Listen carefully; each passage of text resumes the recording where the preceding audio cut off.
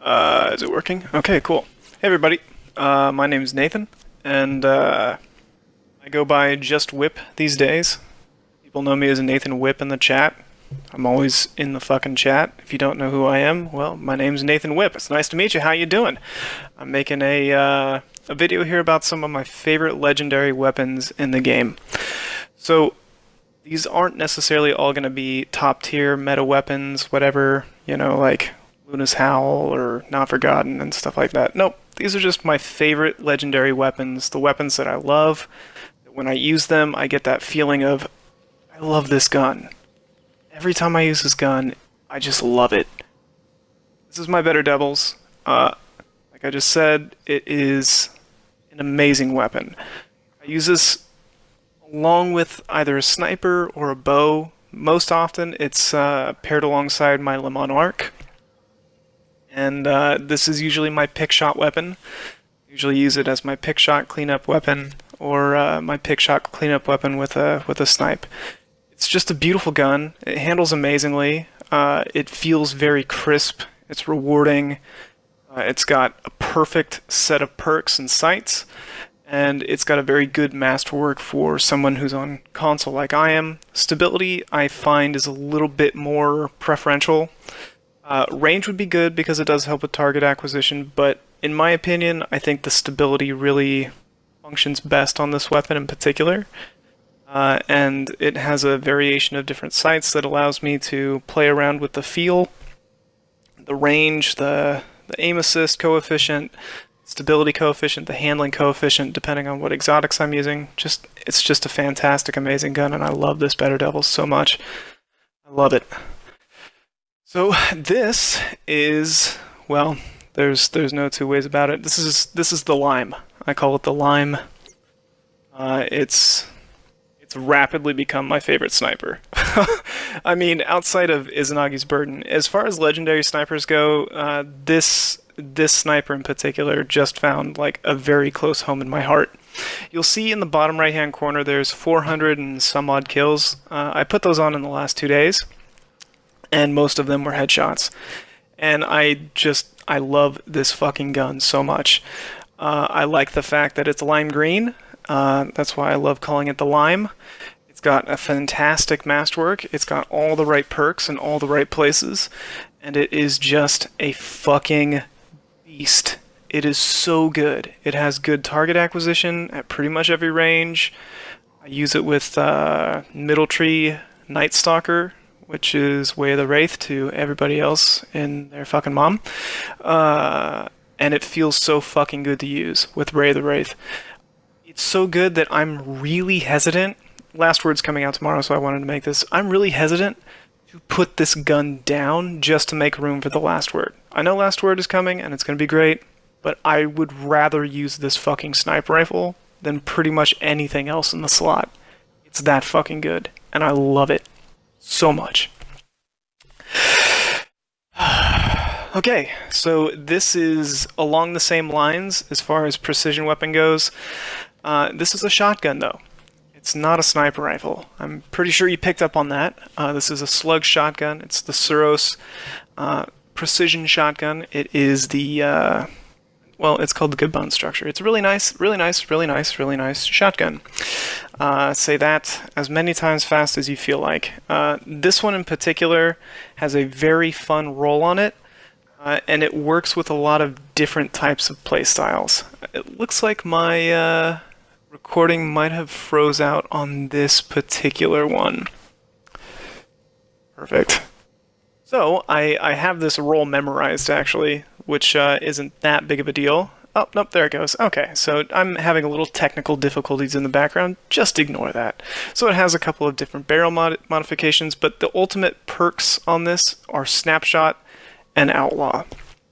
It's a shotgun with Outlaw that actually has benefit from Outlaw, and it has snapshot sights, and it's a slug shotgun that can benefit from an Icarus grip.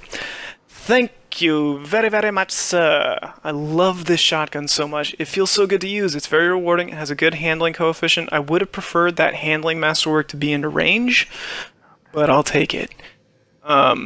it's a very nice skilled weapon or skill weapon to use, whether you're on a hunter or something else, and it feels fantastic. It's just an amazing weapon, and I love it. It's a great gun. This is my Subtle Calamity. It's, well, like I said, one of my favorites. I've had this one for a very long time. I've taken it through...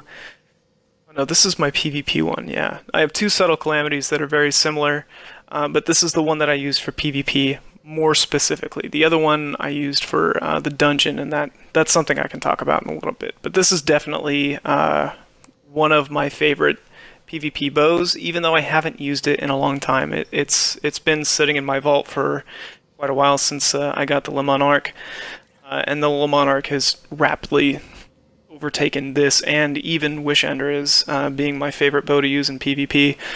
But what's special about this one is it has elastic strings, carbon arrow shafts, which decreases the accuracy, which is what I prefer. And it has a draw time masterwork, which brings it down to 20 milliseconds slower on the draw than the base lightweight frame of Arsenic White. And it also has rapid, or Archer's Tempo and Dragonfly. So with Archer's Tempo and a really fast draw speed on a compound bow, it's just a very aggressive damage dealer. And I prefer using the carbon arrow shafts over something like fiberglass arrow shafts because it reduces the amount of aim assist tug that you get, so you get more accurate shots. And this thing handles like a fucking gem. It's so good. I love it. It's great. Try and find something like this. It'll perform really well for you. This weapon here, you might not even know what this is, to be honest with you. This is a Year 2 Prinaba D. I bet you never thought you'd see this in a tier list, right? Well, fun fact, this is definitely not going to be outclassing anything in this at all, but it is a high-impact hand cannon nonetheless, and it's just a cool hand cannon. There's no two ways about it. It has outlaw and kill clip, so it has a good roll. It's got decent sights, good sights actually. Only has two options for sights. It's a gunsmith weapon. You can get it from the gunsmith, and it's nothing really all that fancy. It could benefit from having a ranged masterwork, yeah. It could also benefit from having something like accurized rounds. It's not a god roll in any way, shape, or form, except it does have outlaw and kill clip, and other than the fact that it looks fucking cool, I have no reason to like it, but I love this gun for literally only the reason that I just love it. It's one of those guns that you just love for reasons that are your own. I love my Prinaba. This weapon is very special to me. So this weapon is one that I used in the most recent Iron Banner, because it was the only Iron Banner that I was really fully leveled up for and ready to do anything with, and this is called the Age-Old Bond. You can get this from the Last Wish raid. This is not the curated roll. I'm pretty sure you're finding out, but it is very stacked. So it has corkscrew rifling for increased handling and stability. It already has really good range, so we don't really need to worry about any other ballistics there, but it also has the addition of ricochet rounds and armor-piercing rounds. Armor-piercing rounds is fantastic when you have a perk like Tap the Trigger and Kill Clip, because you kill multiple people instead of just one person really fast. So I leveled this up to 650 in Iron Banner, and I shredded people. All those kills in the bottom hand right on the Crucible opponents defeated, those are all in like the first day of Iron Banner. Eventually I switched over to Luna's Howl because I realized very quickly that there were not many people that were under 650 anymore, and everybody was just using Luna's Howl. And the reason why I leveled this up was because it had a very good damage scaling delta against opponents that had less light than I had going into it. And with Kill Clip, it would have just shredded them faster than anybody could have responded to. But this weapon in particular is getting a buff soon, so I'm really excited to break it back out again. It's a hidden gem.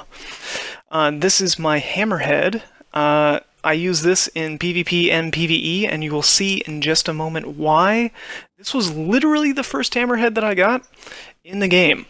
When I completed my first frame, this is what I got. And I never needed to do another Hammerhead ever again. ever.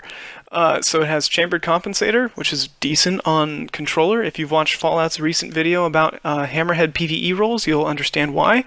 But it also has extended mag, which gives you an additional 12 bullets in PvP, which is nice. And then if I really needed to, I could also slap on flared magwell if I felt like it. But extended mag is overpowered, especially if you're using reload cheesing mechanics like Lunafaction boots or Gambler's Dodge. Marksman's Dodge, that's what it is. It has a reload masterwork, which is fine because it doesn't need one in anything else. It has quick draw, so it doesn't need a handling masterwork. And then it has rampage. So I just slapped on a boss spec mod and called it a day. And I've never looked back and never worried about it since. All those kills that are being tracked, those are in PvE and PvP. I have no reason to not use this weapon ever at all in any avenue. It's just a really good gun, and I love it. It's fantastic. So here we are at the end-ish of the list. I had a couple of other weapons that I was really, really close on picking, but I didn't go with them. I just kind of picked like the top few that had the best, most characteristic feel to them, and the ones that I loved the most, and the ones that I know that I would pick as my weapons.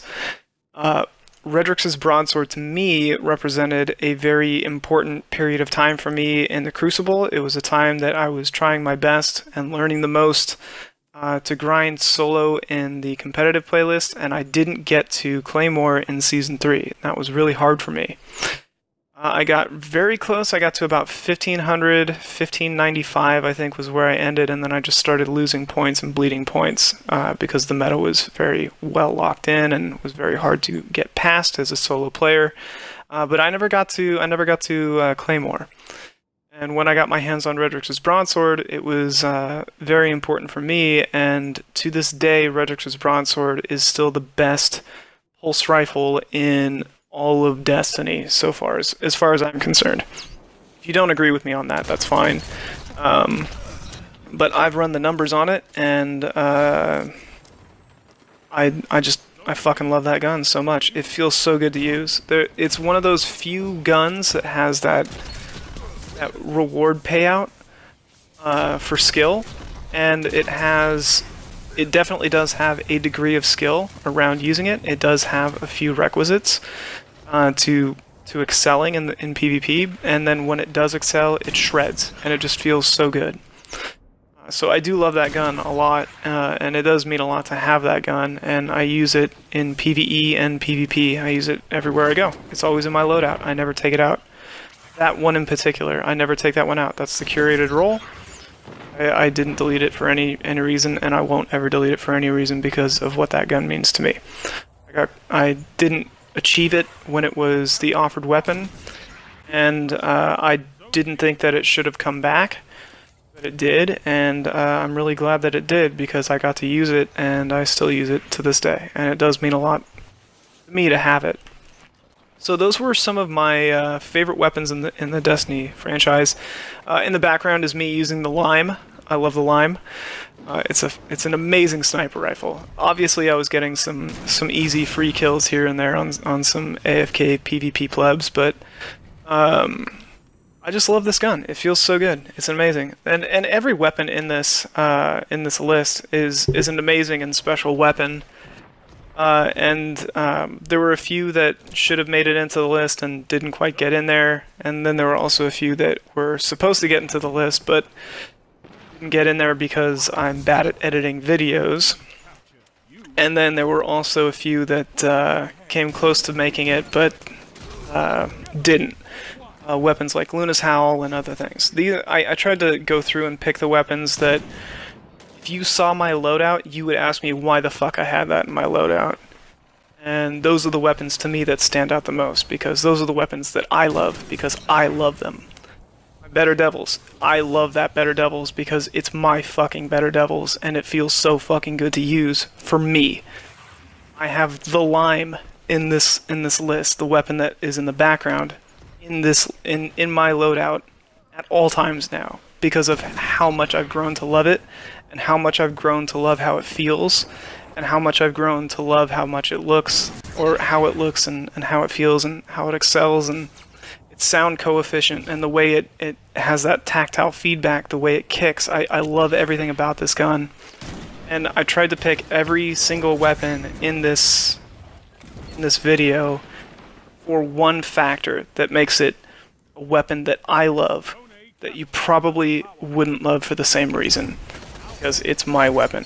So I hope that you liked this video.